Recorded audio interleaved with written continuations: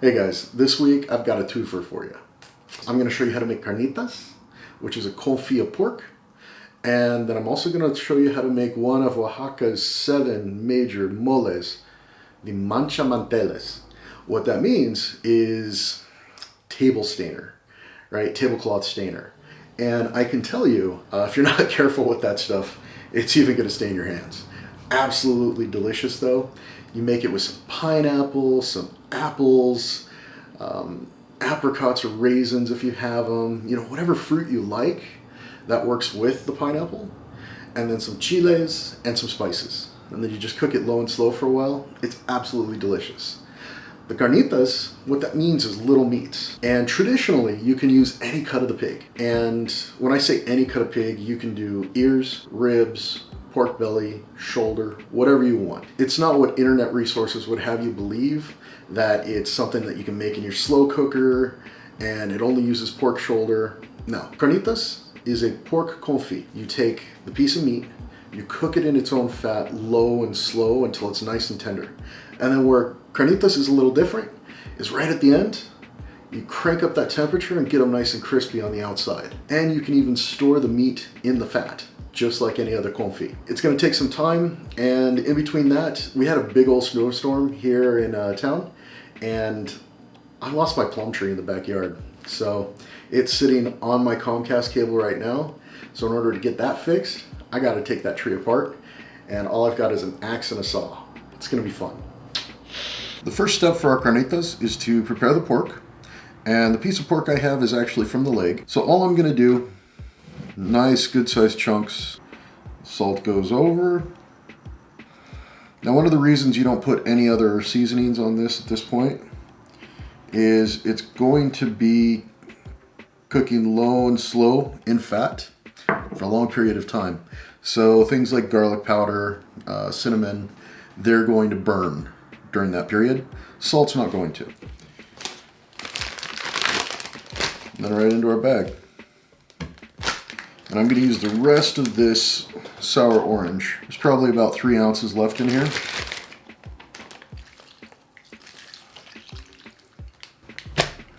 We're going to put that away for 2 to 6 hours. The carnitas, they cook for a couple hours on the stove. Nice slow confit. Work your way backwards when timing this for dinner. So if you're going to eat at 6 p.m., you want to start cooking at 4. You want to get this marinated by noon. Right? You can also marinate it overnight. Here's all of our ingredients for the Manchamanteles. This is one of Oaxaca's great moles, and it's also one of the simpler ones to make. A key component is your pineapple. Pineapple is a must. Along with the pineapple, they use fruit. So I'm going with 2 apples, which are fairly small ones. Any kind you like. I received these as a gift, big old flat of them, so I'm gonna use them. Next we have half an onion, 2 Roma tomatoes, slice of bread. These are ancho chilies, and they got a little bit of heat, but a lot of earthiness. They're really delicious. And then I'm pairing those with chile guajillo, which is a very standard chili for Mexican food, and it's very fruity. This is one, it's kind of the workhorse of Mexican chiles. I'm gonna add a little bit of this jalapeno, then we've got some nuts. I'm using raw cashews. This is about 50 grams of it. Cumin, allspice berries, black pepper, and cloves. So 4 cloves, just 4 of them. About 6 to 8 black peppercorns. And then these bigger ones, the pimienta negra. I'm gonna do about a teaspoon of those, right? If you don't have whole, that's fine. Just use about 1/8 of a teaspoon of ground or a gram, okay? That's about a teaspoon of Mexican oregano. And then we have about 20 grams of salt, which is about a tablespoon and a little bit more. Really salt this by taste because you're gonna taste it at multiple stages of the cooking process. 3 inches of cinnamon. This is Mexican cinnamon. As you can see, it's very soft. You can just pull this apart by hand. Very thin bark. This is the one you want. It's got a fantastic flavor. We're gonna start with our spices. We have to toast these first. Next, we're going to put in a pan, and we're gonna toast our chilies, get them soaking.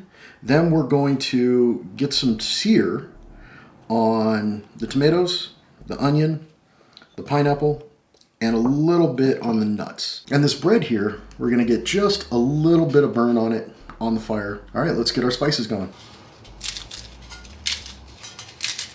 As you can see, the cinnamon's super soft, so you can just tear it apart in your hands. And here's all the spices.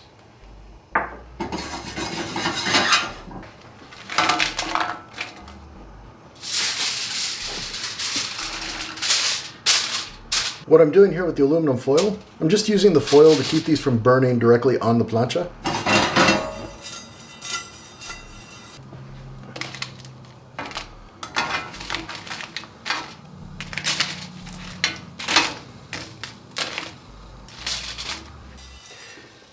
These are done. I'm going to let them cool and get them into the spice grinder.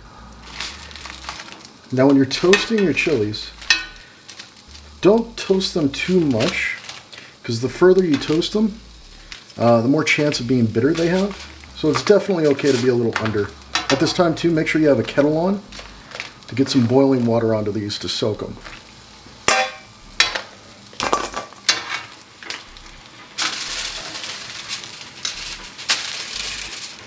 Here's our cashews, going to toast them up real quick here too.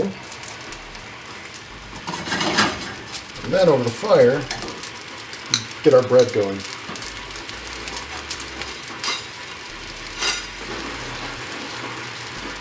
Now what I'm looking for here is that little bit of black that we start getting. This is about as far as I want to go with this toast.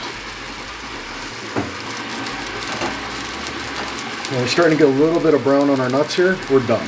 Now the final piece of the puzzle, I'm going to caramelize a little bit of the pineapple. And you're also going to quickly get to the point where you're going to have smoke coming up. So this is where you're going to want to turn on your hood. Otherwise you're going to start getting beeping from your fire alarm.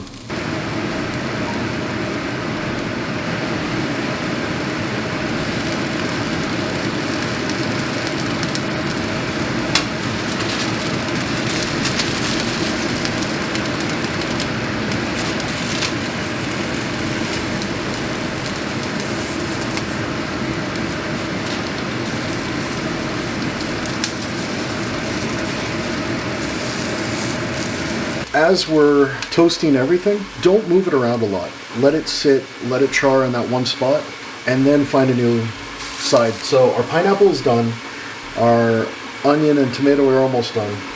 Our chiles are reconstituting here, getting nice and soft. We're just about there. Now at this point, we can consider these done.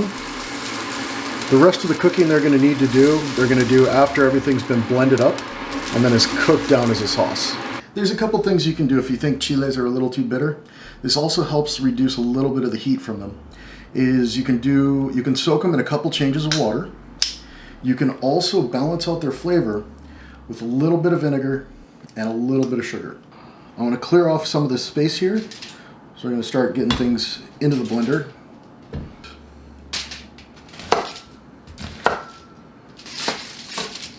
Okay. I'm going to grind these spices up here in a second.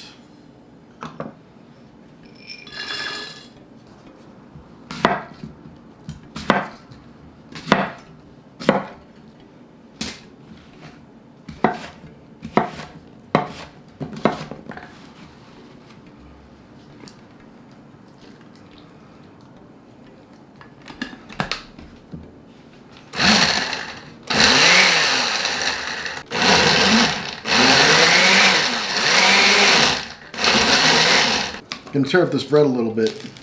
This bread's going to go right in the blender, but it needs to soak just a little bit before it blends up really well.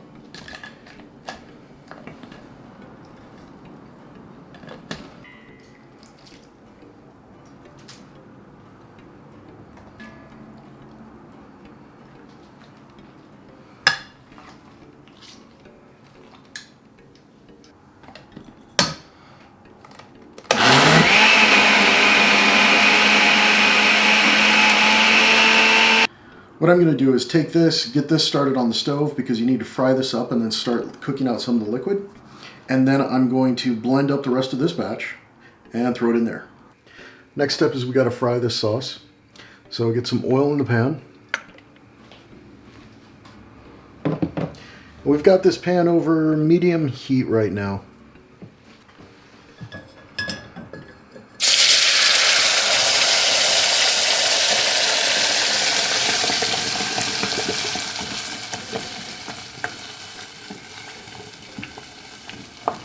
Once your sauce is in and it's heating, it's best to give it a little fry screen if you have one.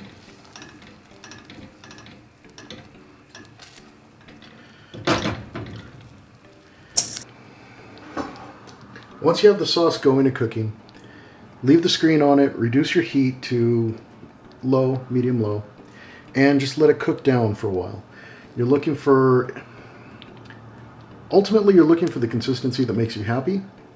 You definitely want it to be thick enough to cover everything, but not so thick that it's a gravy that stands up on its own.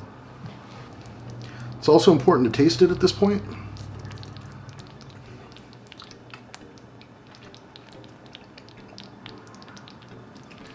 So this needs some salt. Can also use a little bit of, you can benefit from a little bit of vinegar.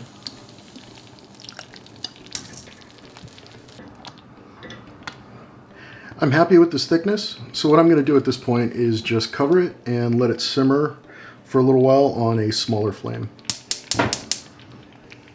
So we're doing a confit, which we're going to want to cook this in animal fat. Generally, when you confit an animal, you cook them in their own fat.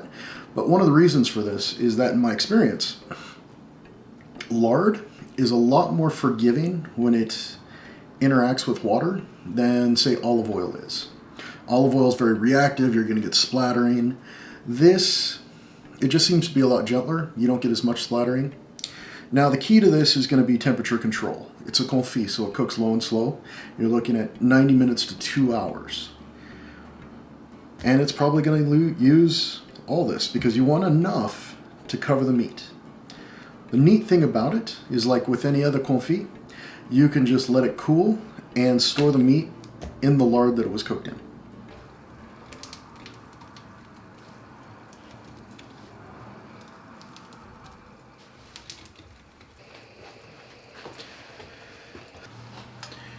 Quickly get into a temperature where I feel okay with putting the meat in. So I've brought the temperature down to medium low, and we're going to let it just slowly get up to that final 265, 270 range, and I'll get the meat in. So there we are, right about time to start getting that meat in.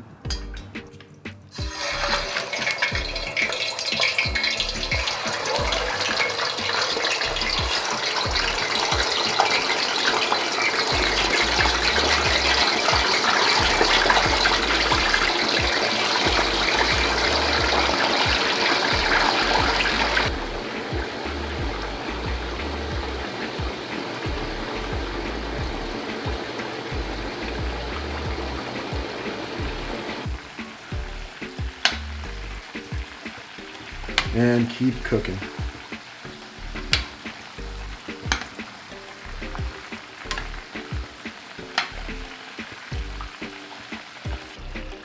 Now a lot of people at this stage will put in milk or orange juice or anything like that. If you go nice and low and slow and you use lard, you just don't need to take that step. That little bit of time in the orange juice and the salt gives you a really dark brown color. And then bringing the temp up here at the end, it gives you that crispiness that we love.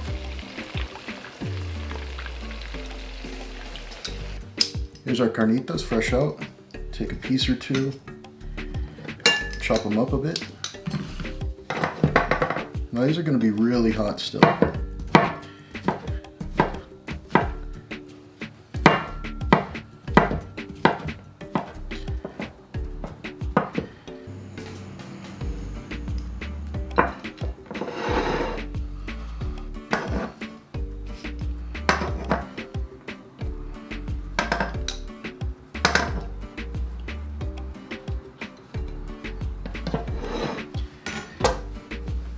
Hit it with a little bit of the Manchamanteles sauce.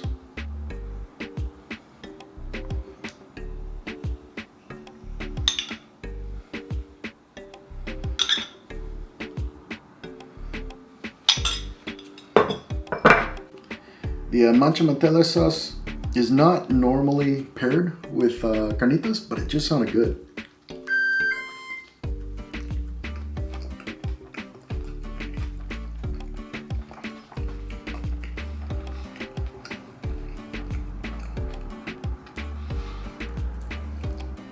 Okay, a couple things.